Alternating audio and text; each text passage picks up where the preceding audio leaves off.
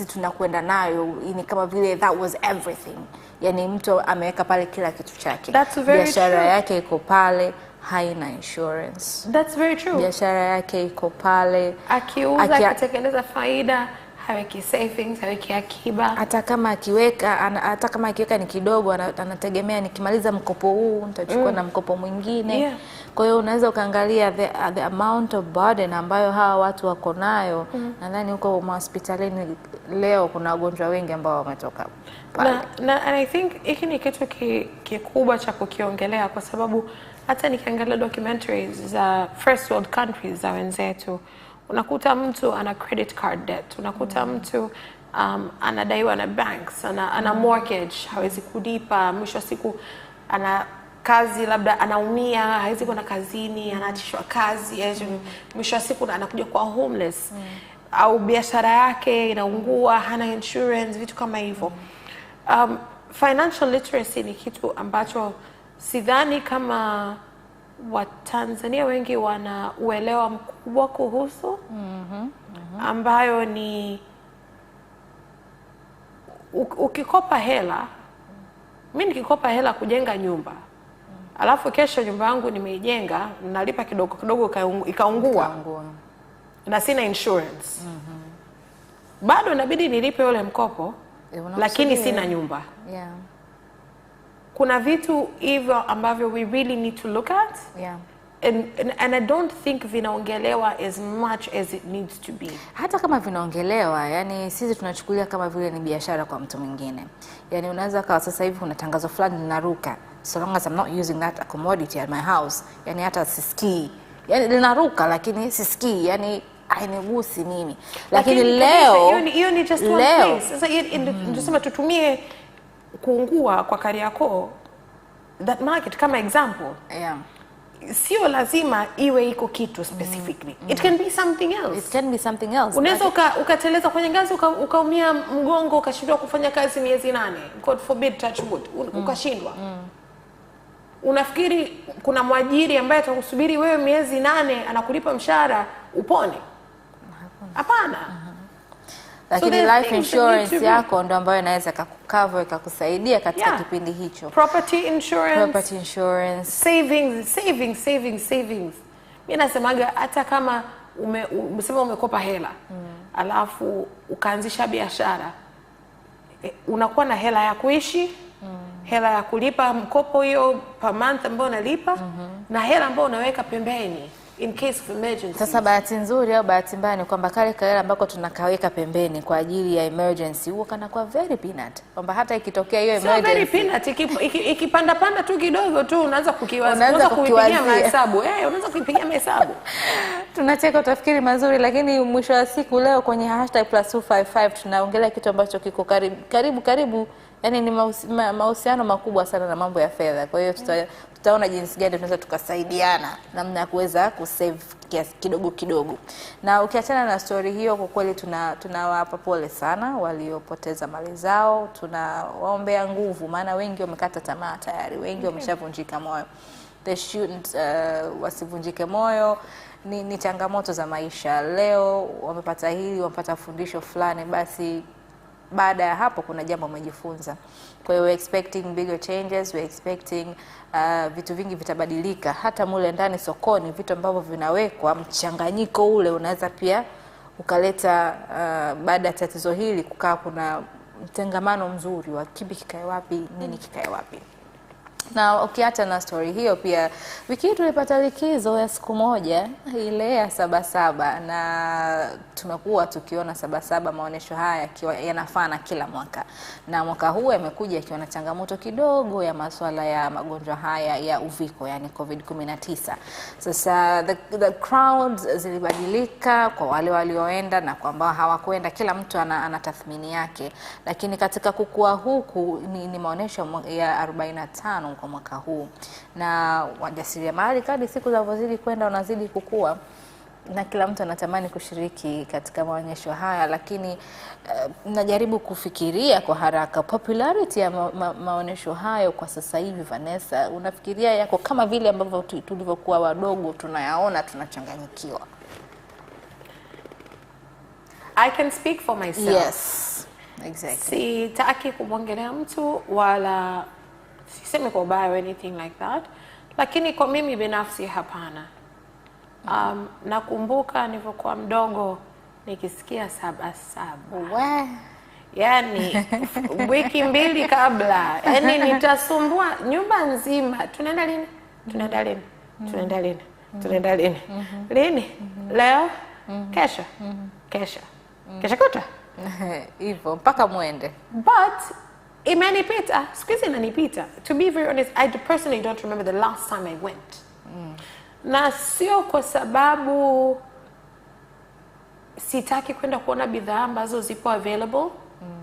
But it's also nikifikiria, nakumbuka mara mwisho ambayo nilienda 77, kulikuwa kuna, it was so congested. Kuingia yenyewe ilikuwa shida. And haikuwa raha tena. Mimi I'm very I'm claustrophobic, so yani ile that environment iliniambia mimi no, this is not for you.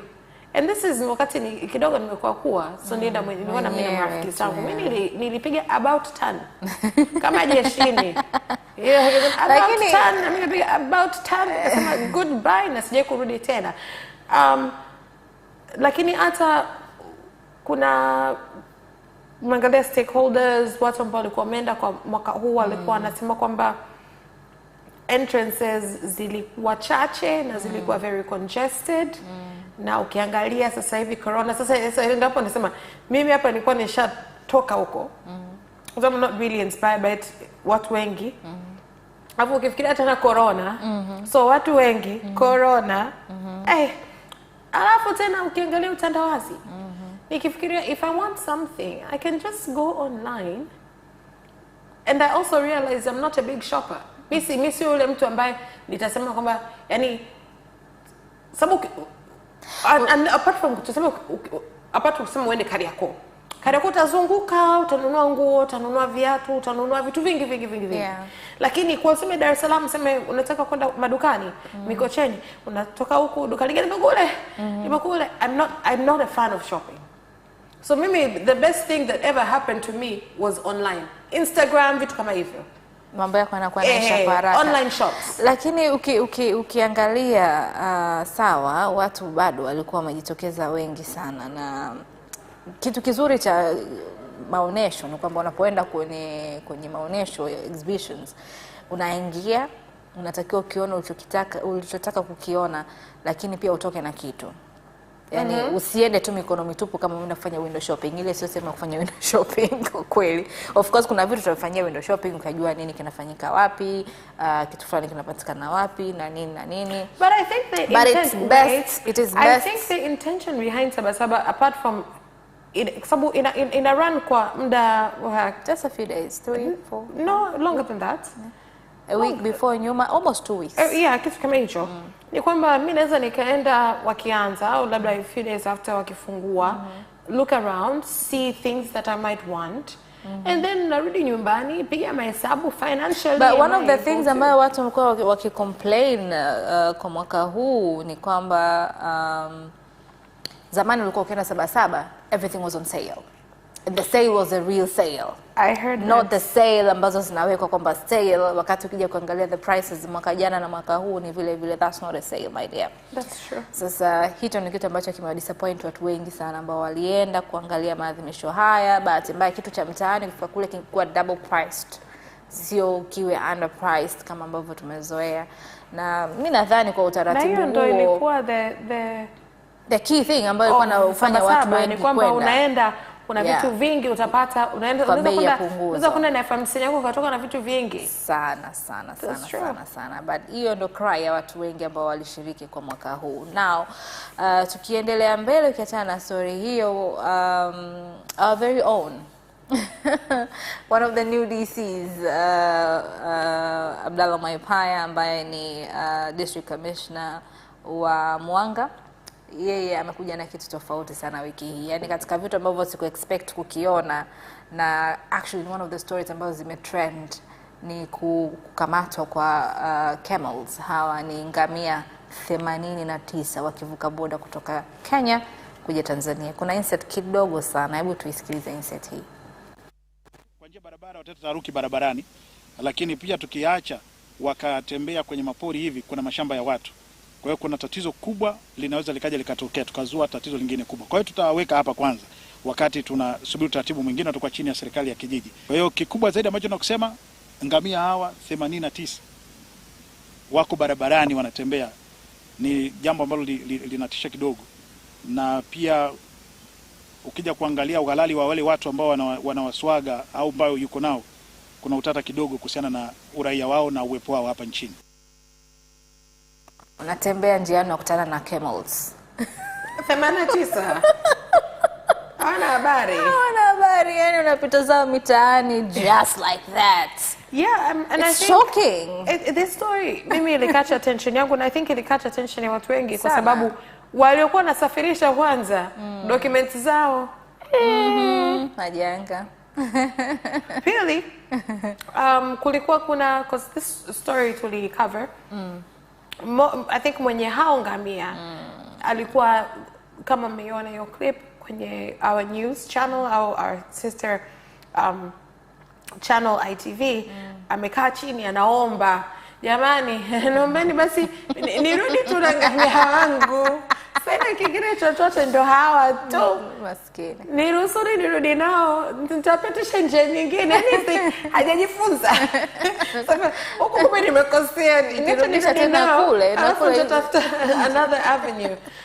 But it's interesting ukiangalia mpaka wamefika walikofika. Yeah, wamepita. Because that for me was the first nani, kwa sababu 89 is a lot. Yeah, it's a herd. Yeah, ukiambia 10, 20, 89. Hata watatu. And and camels are big animals, people. Exactly. Ni wakubwa sana.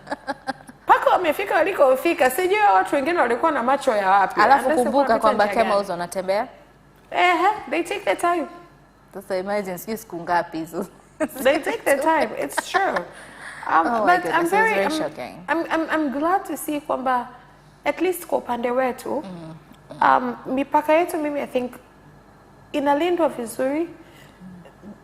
I don't believe there's such a thing as 100% perfection. Kila kitu is always a work in progress. Yeah.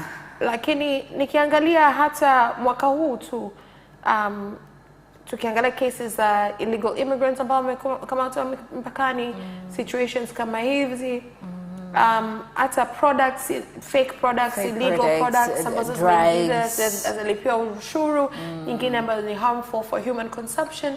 I think our government, we can actually give them that. Kwenye mipaka, they are trying to do a good job. Lakini I do think more effort needs to be taken, kwa sababu mpaka wamevuka. Na wamekuta sehemu ambayo ni mbali kidogo na mpakani. Exactly. Well, it means that's something to be looked at. Yeah, there's still some loopholes, and that's exactly what we're looking forward to see.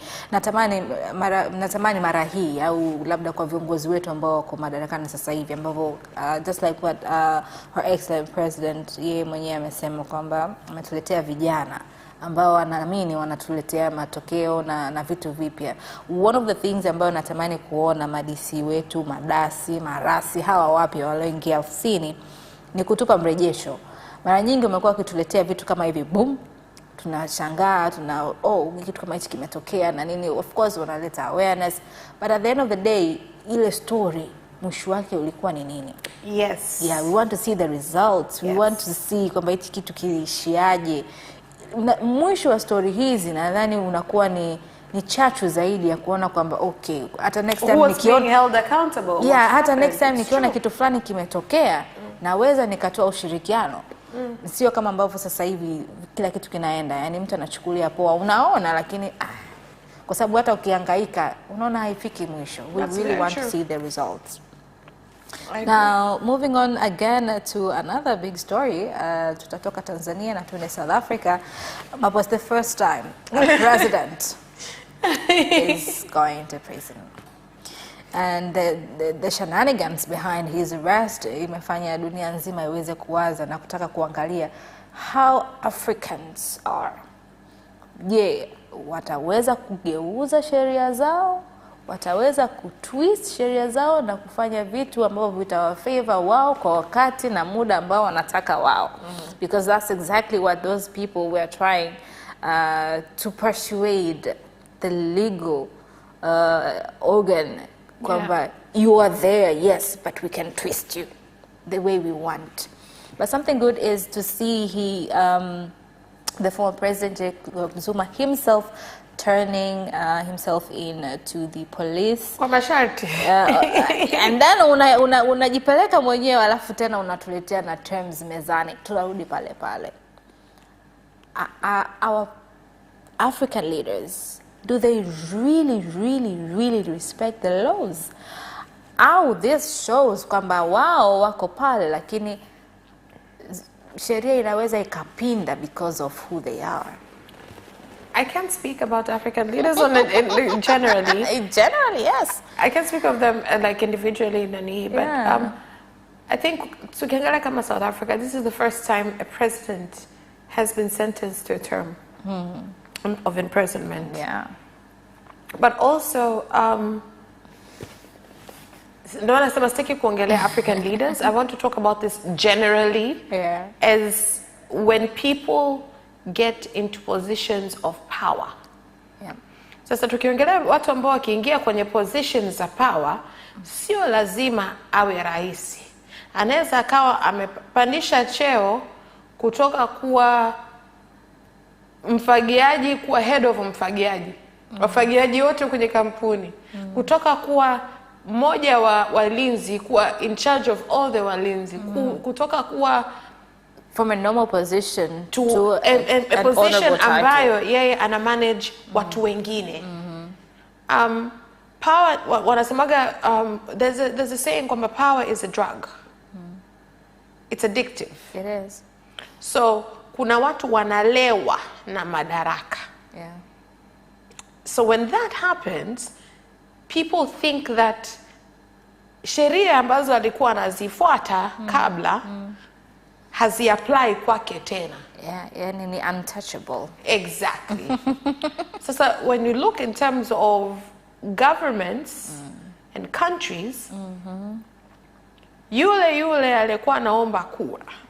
Yule ambaye alikuwa anasema nitafanya hivi, nitahakikisha katiba inafuatwa na kila mtu. Unakuja kukuta sasa akija kuwa in a position of power, katiba inafuatwa na kila mtu except him. Lakini mimi nikihisi kwamba inanihusu na mimi nitafuata. And that's the biggest problem. So it's not, I would say it's not an African problem, it's a human problem. Okay. If you give somebody power, especially somebody who's never had power before, or somebody who amezungukwa na watu ambao either wanamuogopa au wanamwabudu kama ni Mungu, au they don't tell the person the truth. So hata ki make wrong decisions, wana validate actions zake. Hapo ndo matatizo yanakuja kutokea. That's why it's very important that you surround yourself, whether you're a leader, you're not a leader, hata kwenye maisha yako ya kawaida. Kwa sababu mimi nasemaga, God forbid mimi kesho niseme kwamba Khadija nataka kuingia kwenye politics. Watu ambao na hang out nao sasa hivi, in a very big way, will influence certain parts or certain ways of how I look at things. Always, yeah. Ndio maana unasema, show me your friends and I will tell you who you are. It applies kwenye kila level.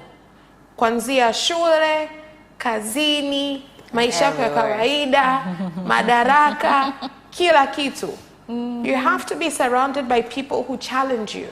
You have to be surrounded by people who tell you the truth. And you must accept challenges. Exactly. Watu wengi sana hatukubali challenges. Ndio unaona kwamba fulani hanipendi, sio kwamba hakupendi. But the challenge is there to actually make you better. And you can't be spoiled.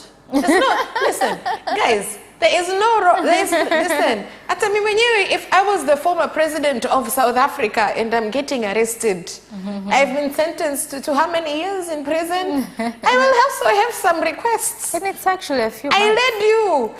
I will tell the, that's how you're mlinzi wa jela. I led you. I was your president. Ukifika huko things Be will nice. change. Be Be nice. No.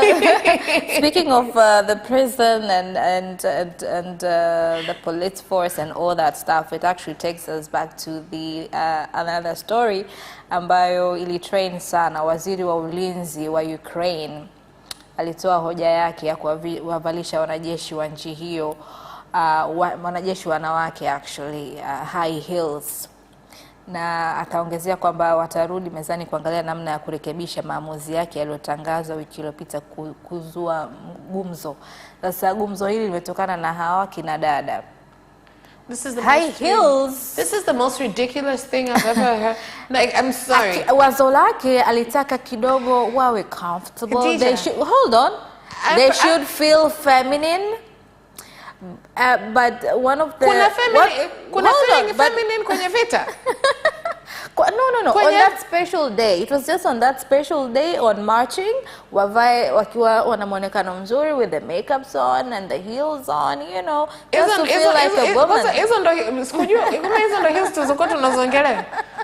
Mimi nilijua labda stiletto 4 inch. Sio 4 inches. Yani something lakini imeleta gumzo kwa sababu wanasema when a woman wears high heels anaongeza mvuto ambao unakuwa sexually attractive. Kwa hiyo ile strength, the boldness of a soldier inaweza ikawa jeopardized just by the look. Actually, no. I personally disagree with that. Because I have seen, I have met many strong women in heels, and I don't look at them and think that they maybe cannot handle physical because of the fact that they're wearing heels. I think that's sexist. A lot of controversial issues, you see? Lakini ukiniambia kuhusu jeshini, right? If that is a parade, if that is tuseme we have sikukuu zetu hizi au tuna state visits from other presidents, vitu kama hivyo.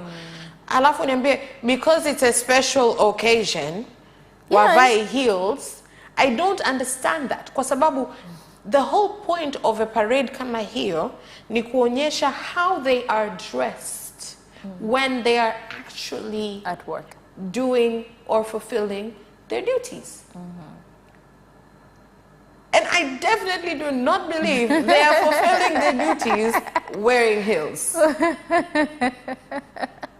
No, ndo hicho ambacho yeye alikurupuka akasema I just wanted them to feel comfortable. Just wanted them to feel like women. This was said by a man. Women going for a celebration. This was said by a man. Yes. There you go.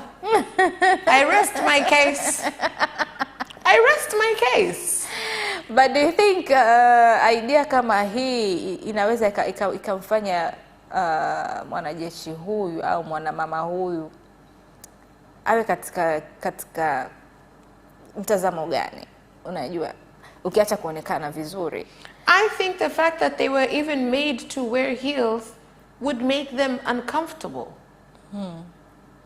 Because kwangu mimi personally, it's like telling me kwamba nifanye capture or nisome news without makeup on. Of course I can do it, but that's not really my job, is it? Right? Unless we have a special no makeup day, that's no problem. You will see my pimples and all that stuff. Haina shida. But what I'm saying is, kuna taratibu za kazi. It's like unamwambia mwanasheria. But do you think they will look cool? Do you think will it look cool? Unamwambia judge aende mahakamani, preside over a case, hajavaa taya yake. Avae if it's a man, avae a dapper suit, or if it's a woman, avae a sexy dress. No, that's protocol. the reasons why things are put. No, there is, and I tell you, Mimi, I believe in disruption. Mimi, I'll tell you this, I believe in disruption, I believe in certain things and certain rules and certain principles are there, lakini ni za kizamani, zinabidi zitolewe, lakini kuna vitu kama hivyo, ambavyo nasema, mimi sitaki kwenda kuangalia parade ya wanajeshi wa kike wamevaa heels, wakati nina uhakika, wakati wanatekeleza wajibu wao, hawavai heels. Hawezi kuvaa heels. So kwa hiyo hii siku moja wameamua okay, nakuja kutuonyesha what that you can wear heels. Okay, thank you. Yes, we appreciate they can, and they look good. Then what? Yeah, but tuache tuone mwisho wa siku. Yeah, will this go ahead or they will go back to the normal boats? It's the same way as saying, listen, I can give you so many examples. It's the same way as saying, wakati kwenye Olympics inakuja, wakati wana run the 100 meters, instead of wearing trainers, they run wearing heels. It doesn't make sense. And now, speaking of it doesn't make sense, it actually takes us back to the last story, which is Nick Cannon welcoming 4 children in just a year. Nick. This 40-year-old host, he understands that there's a lot of hatred actually online. Not hatred, actually, really reaction. I would say reaction, because leo hii ndani ya mwaka mmoja mtu mmoja amepata watoto 4. How does it work? But what do you mean, how does it work? Ametuonesha how it works. You have 2 kids. No. You have 2 kids. You know how it works. But not in 1 year. For a man, it is very possible. It is very possible. The woman is the one that carries the baby for 9 months. And that is actually kitu cha kujifunza kwa vijana wengi sasa hivi. Kwamba unapokuwa umepita hapa na pale, unabidi appreciate matunda ya mizunguko ile miwili mitatu. Now, 4 kids. And he's very happy and proud. He can afford them. Because he can afford them, yes. But the wangapi ambao wana afford, but still wana ignore the fact that umepata mtoto zaidi ya mama mmoja. Unajikuta wanabaki na mama mmoja yule ambaye pengine ndo unampenda au ndo anayefahamika. Wengine you push them away. So here's the thing. Based on the way I've been seeing this story, it looks like all 4 women were in some levels or magnitudes aware of each other and still decided or agreed to have consensual relations without protecting themselves from such consequences. And thus, I'm trying to be very political here, and thus becoming pregnant. Because the way that sijaona hata mmoja wao akitoka akilalamika, akisema this, akisema that. And to me, it's, every human being is different. Yeah? Yeah. Hata nimetoka kuona leo, kama sio leo jana, Kevin Hart, sorry, excuse me, amemtumia Kevin Hart zawadi ya alama, meaning kwamba don't have more kids, have alama. Take some water. Now, hiyo ni one of the things ambayo mimi binafsi nimevutiwa nayo, kwa sababu ukiangalia kuna watoto wengi sasa hivi Tanzania hii wana baba sawa, lakini wengi wanaishia katika mazingira ambayo sio mazuri. Na sio kwamba kila mtoto ambaye yuko katika mazingira magumu basi yule mtoto hana baba, anaishi tu na mama. Baba zao wapo, kwa sababu mtoto haji bila baba na mama. Now, having a superstar kama huyu kuweza kutuonesha kwamba kitu kama hiki kinawezekana ni moja kati ya masomo mazuri sana ambayo tunaweza tukalichukua leo, na mjaribu na nyinyi ndugu zetu nyumbani kuona jinsi gani mnaweza na nyinyi siku moja mkipata mambo kama haya. Don't neglect the kids, take the responsibility. show the world, tell everybody I'm a father to so and so. I think let's take a break right now. Tukirudi tutaongelea mada yetu ambayo ni anxiety, wasiwasi. Je, unakuwa na shida hii ya wasiwasi au nini kinakufanya unakuwa na wasiwasi? Ongea na sisi tutakaporudi tena.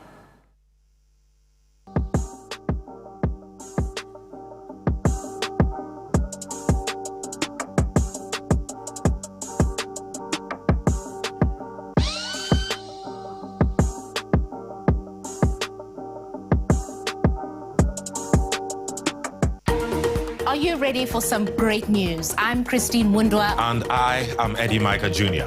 with the brand new DW News Africa.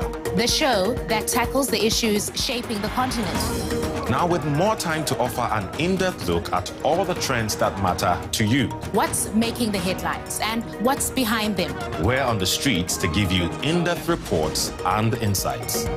DW News Africa.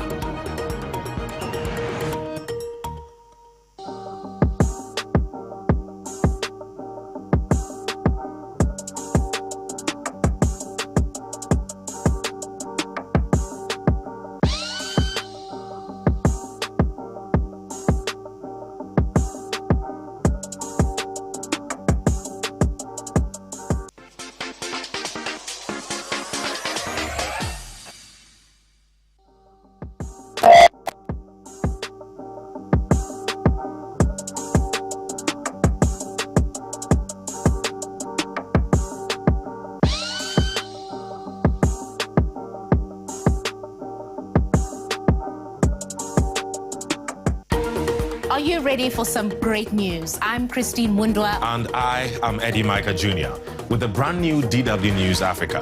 The show that tackles the issues shaping the continent. Now with more time to offer an in-depth look at all the trends that matter to you. What's making the headlines and what's behind them? We're on the streets to give you in-depth reports and insights. DW News Africa.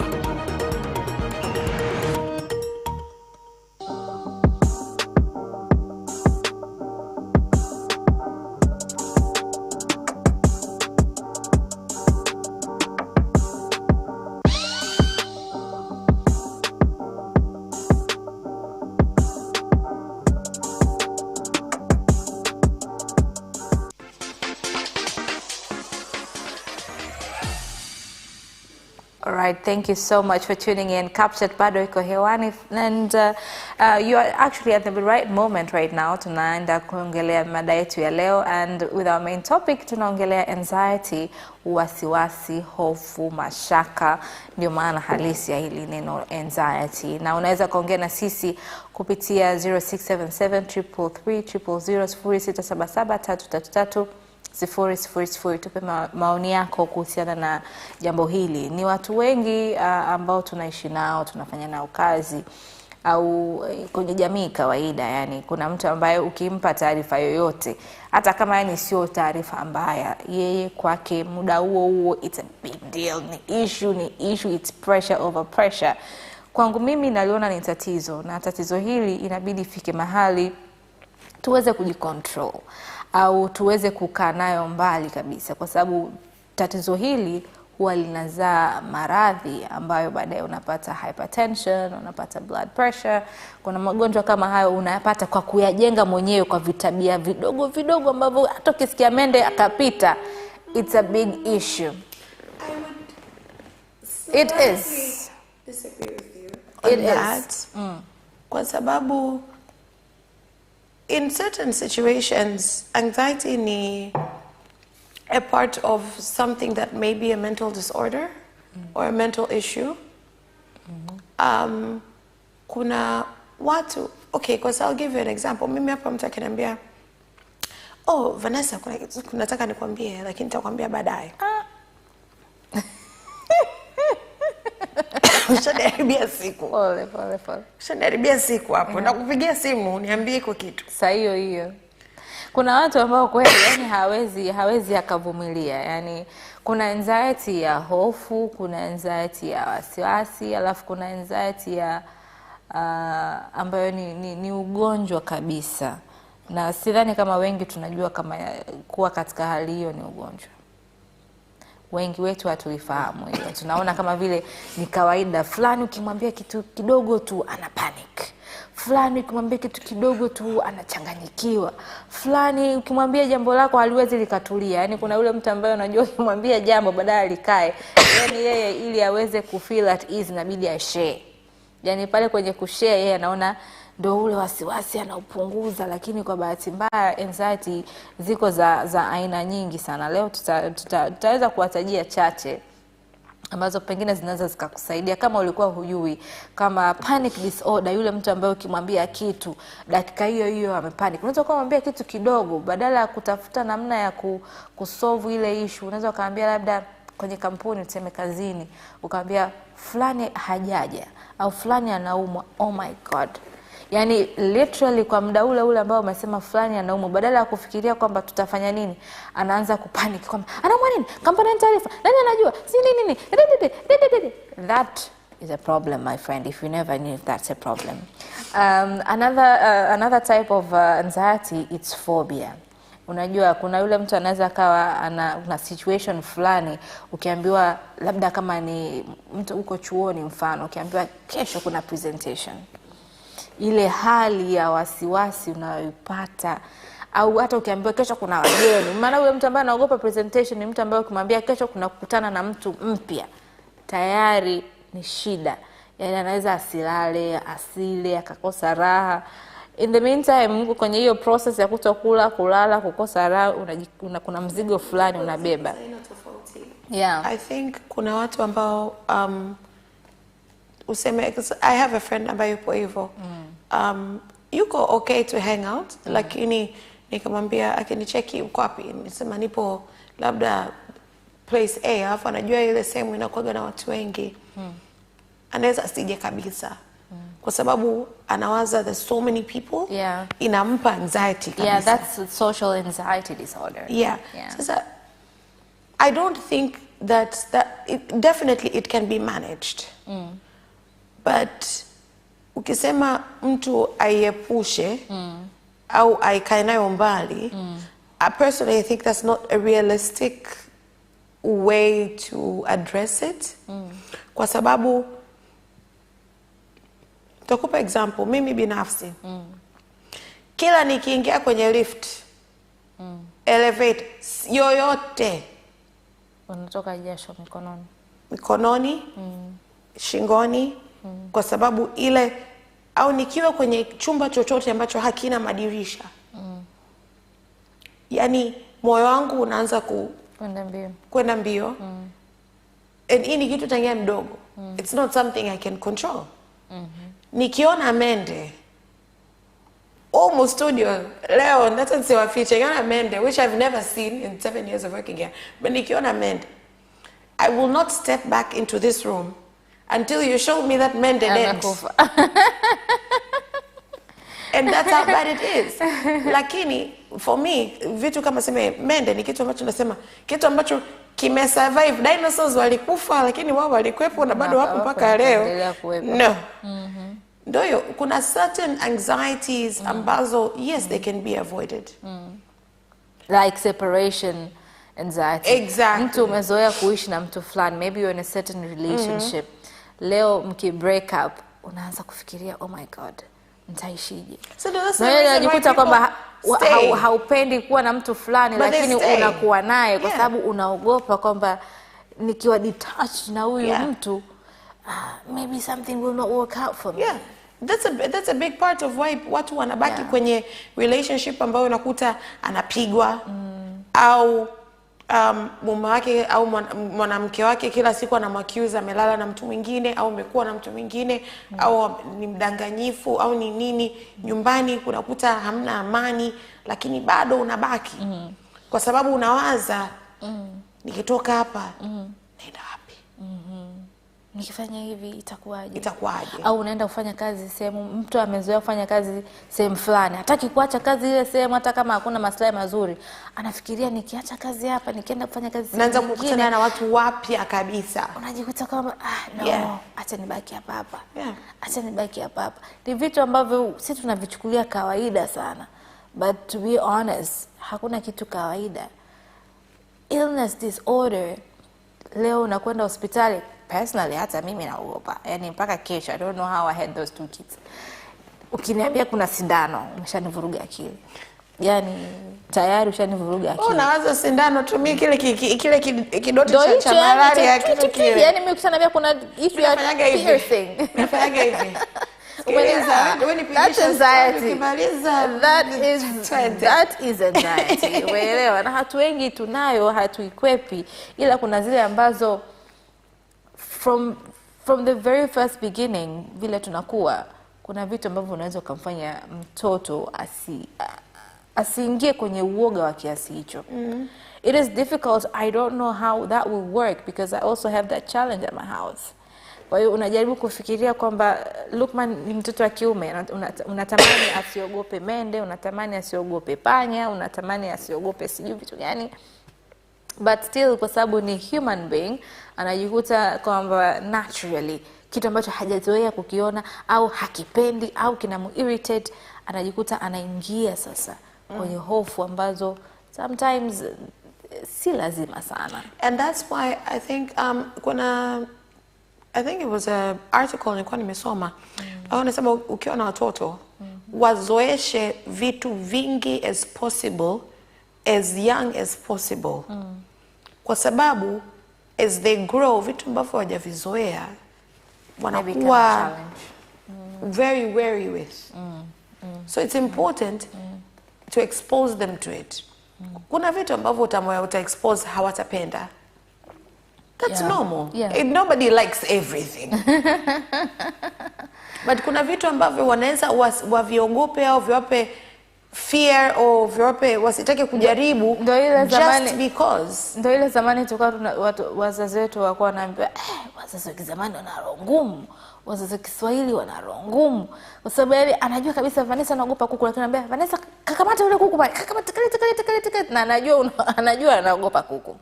But those were one of the things ambazo zilikuwa zinafanya sisi vitu fulani tusiogope. Unakuta mtu anakaa let's say really? Anaishi Mwenge. That didn't work with me na mende. Hold on. Nimepigwa biti na mende na baba na kakaangu. Kuna hivyo vitu ambavyo sio vitu vyote ambavyo ulisaidiwa vi work. Kuna ambavyo haviku work. Kuna vitu ambavyo hiyo strong personality ambayo mtu nahisi uko nayo leo, naweza nikahandle hiki, naweza nikahandle kile, ilikuwa ni kwenye kufuta hizo wasiwasi, kufuta hiyo hofu, kumjengea mtu uwezo wa kukikabili kitu fulani au uwezo wa kukabili jambo fulani. That's true. But one of the things ambazo sipendi kwenye hii issue ya anxiety, na ukimwambia mtu kwamba umepanic ana mind. Yaani Vanessa, nimekwambia kitu unakuja na moto. Nimekwambia Vanessa chill, una panic. Kwani una mind ukiambiwa chill umepanic? Okay. Sasa mimi I'll play devil's advocate kwenye hiki kitu. Ndio maana nasema kila mtu anapambana na battles ambazo mtu mwingine hajui. Number 1.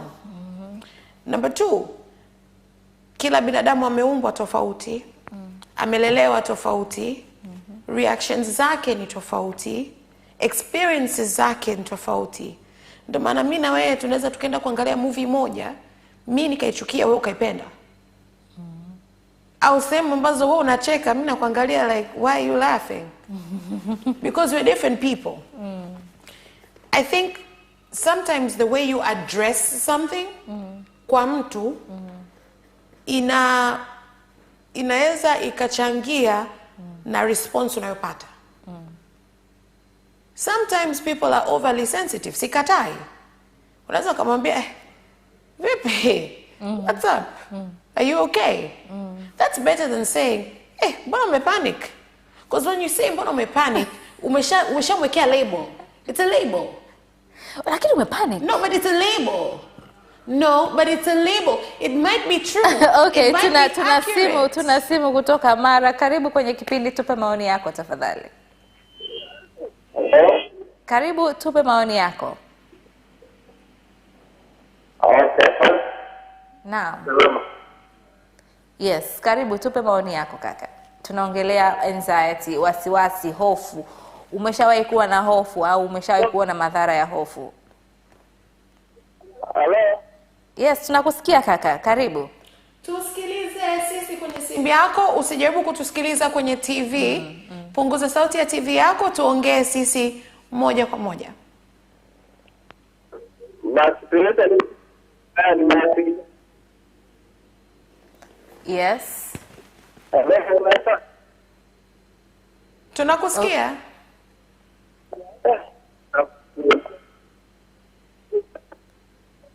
Okay, na hii line yake haiko vizuri, labda akate alafu utatupigia simu tena. Jaribu tena, bado tuko hewani. So, back to what I was saying, Khadija. Sisemi kwamba ukimwambia mtu umepanic, akireact, excuse me, Ukupanic, umepanic. no, but you don't need to use those words. Why not? Wakati that's the exact. Why sugarcoat it? Why sugarcoat it? Yani kwa nini uirembe? Bro, umepanic. You don't have to. Take it easy. It's 1, 2, 3. Twende hivi. Lakini mtu kukubali kwamba umepanic. Yani the fact that kumwambia mtu umepanic. Yani anaona kama vile different. Khadija, everybody is different. Kuna mtu ambaye anaangalia anxiety yake hapendi the way ana react kwa vitu, but anavyojaribu kuicontrol, kuna siku au kuna mida au kuna situations ambazo hawezi kucontrol, na yeye labda mwenyewe anajua. So you yani wewe unapomwambia umepanic, it's like yani nina kidonda hapa, alafu wewe umeenda kutafuta chumvi, umekuja alafu kaishikilia. Jamani, umepanic Vanessa. Yani mtu huyo umepanic. Yani hiyo yuko hivyo. Na mimi natamani sana kila mtu aweze kujua kwamba kitu gani kinakupa hofu. Jitathmini. Jitathmini. Kuna vile ambavyo unajua kabisa hivi vitamirritate mtu. You don't have to. Khadija, how long have you and I known each other? For that long. Sawa. Mind you, mtu anayeongea leo is the most sensitive. Yes. Sensitive person. Sasa wewe unaposema hivyo, okay. Take a page. Kevin amerudi tena kutoka Mara. Let's take that call from Mara. Karibu tena kaka, tupe maoni yako. Maoni yangu? Ndio. Maoni yangu ni kwamba mtu hanayepaniki, sawa? Ndio. Unakuta ana jazba, ina maana kwa hiyo unasema yani asira wa karibu. Hiyo na asira ya karibu. Lazima ufanye, unaweza kufanya kile ambalo uwezi kujua kwamba inaweza kufa gani. Au inaweza kukupa madhara gani. Yeah. Kwa hiyo mimi nilikuwa ningependa kuomba kwamba watu wenye kama hayo, yani panic ghafla. Yeah. Pale ambapo wanaweza au kwa kitu fulani. Itabidi arudi nyuma ili aweze kuelewa zake au kile kitu kimemkwaza. Hiyo itabidi atoke kitu kinachotoka, yani technology yeye mwenyewe na moyo wake. Kwa hiyo mimi nilikuwa naomba kama watu sira na jazba wa sawa. Ndio. Alright, asante sana kaka. Tunashukuru kwa maoni yako. Asante sana na nyinyi kama kazi njema. Asante. Uwe na endelee kuangalia Capital TV na Capital bado tunaendelea tupo hewani. So that's exactly what I was saying. Unajua kuna saa mtu una panic wakati ukija kuangalia hata ile issue ambayo kwa sababu sometimes mtu ana panic Vanessa, you just throw a ball at a person. Sawa? Hajachukua hata sekunde kadhaa kudigest ile information ambayo mtu ameipata, alafu uweze kutoa reaction. Hold on. That's listening to respond. Sasa at least listening to respond, it will help you stay away from anxiety or panicking. Lakini most of the kind of panicking ambayo tunaongelea sasa hivi ni unamwambia mtu kitu saa hiyo hauja digest, yani muda huo tayari na unatoka na vitu ambavyo vina majibu ambayo hata yani sijui unanielewa. Yani unamwambia mtu kitu sasa hivi anakipokea. I think I understand. But the moment anapokea anajibu bila kufikiria wala kujaribu kudigest yale maneno ambayo umemwambia, alafu akatoka na matokeo mazuri akayatoa sasa kinywani. Ndio maana ya mental health. Kuna mtu ananiambia, mtu ambaye ukimwambia mtu kitu anafanya haraka huyu mtu ana usonji. Yani ile ana shida kidogo.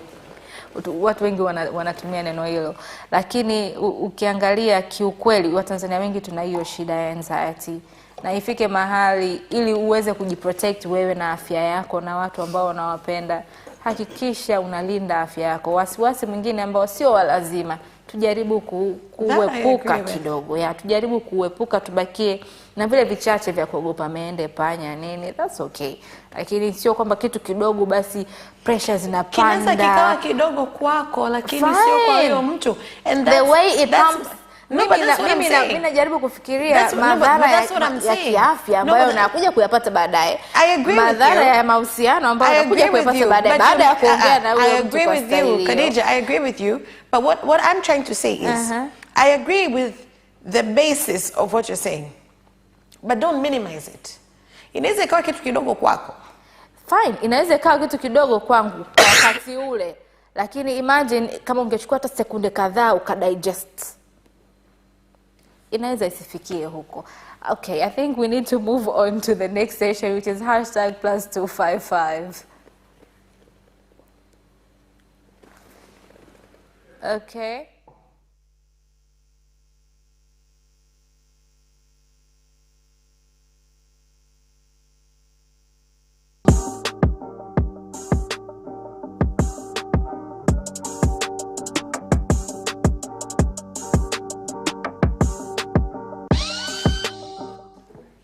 Alright, karibu tena. Sasa hivi tuna session yetu ambayo ni #+255. This is the place ambayo unajua zaidi kuhusiana na Watanzania pamoja na Tanzania yetu.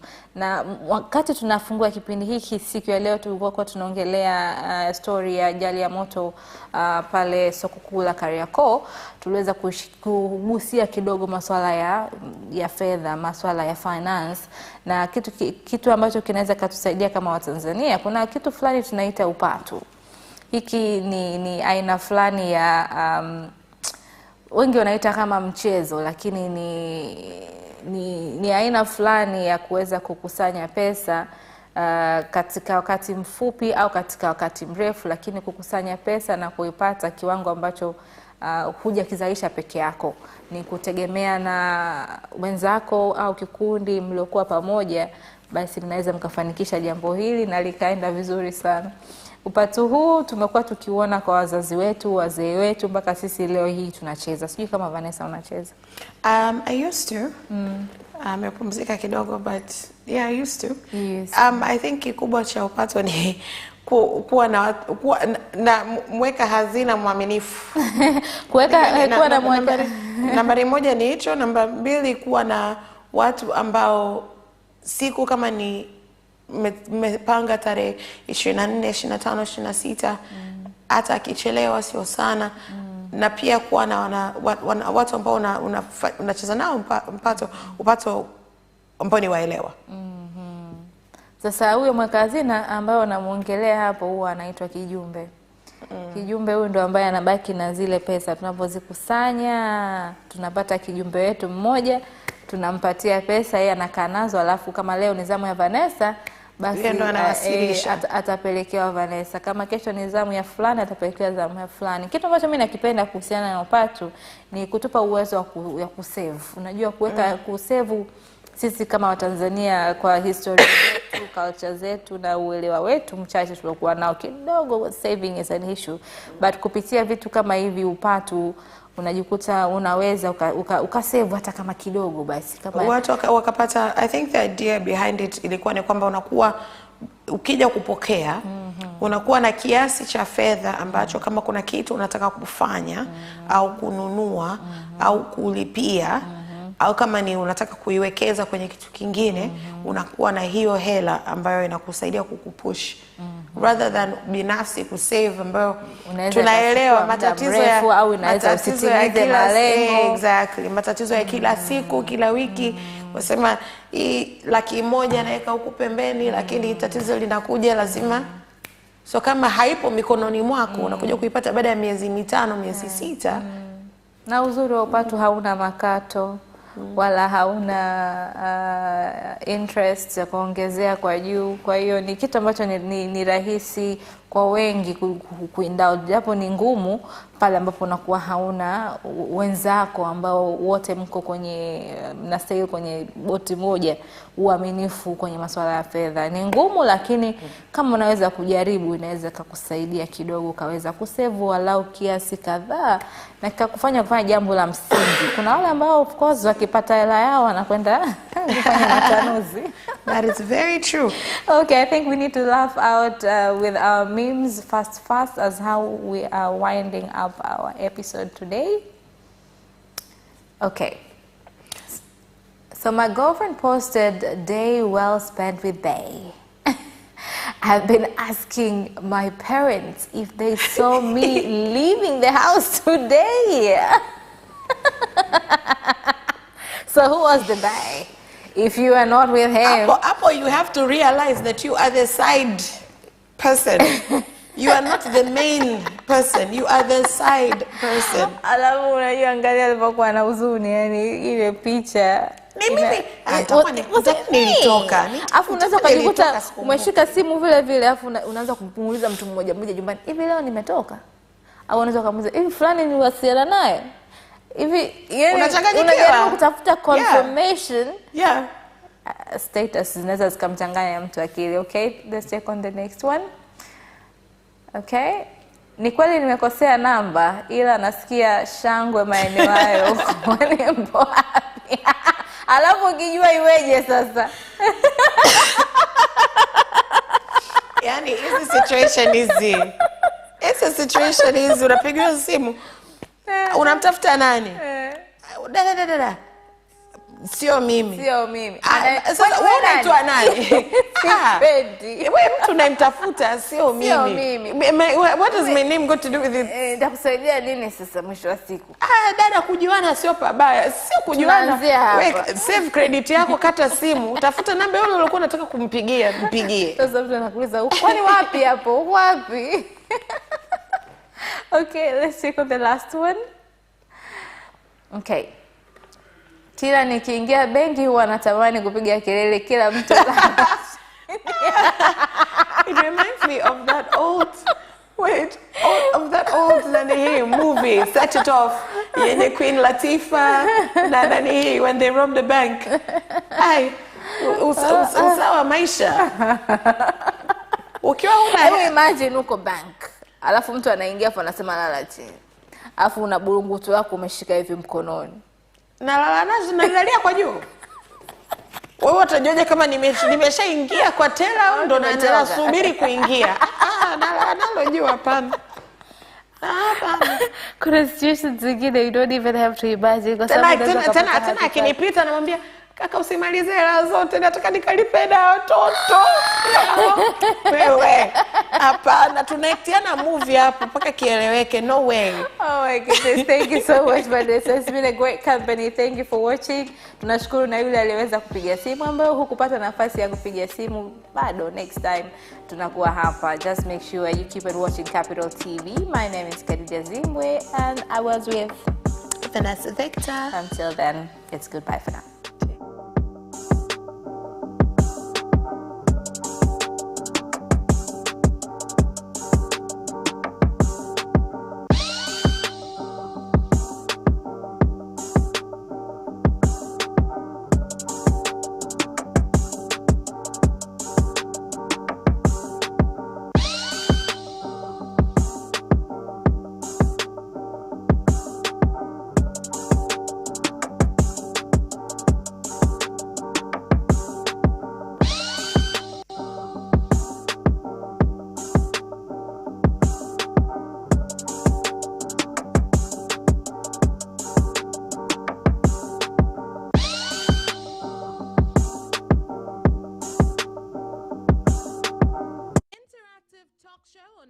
various trending issues live on our social media platforms, on YouTube, Capital TV, on Facebook, Capital Television Tanzania, on Sunday at 9:15 p.m. Don't forget to subscribe and turn on the notification.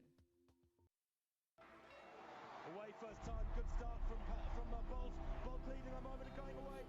Gay trying to go with him, and he's going to be dragged through the second place, but he's going to win it by 2 meters. Away first time, good start from Bolt. Bolt leading a moment of going away. Gay trying to go with him, and he's going to be dragged through the second place, but he's going to win it by 2 meters.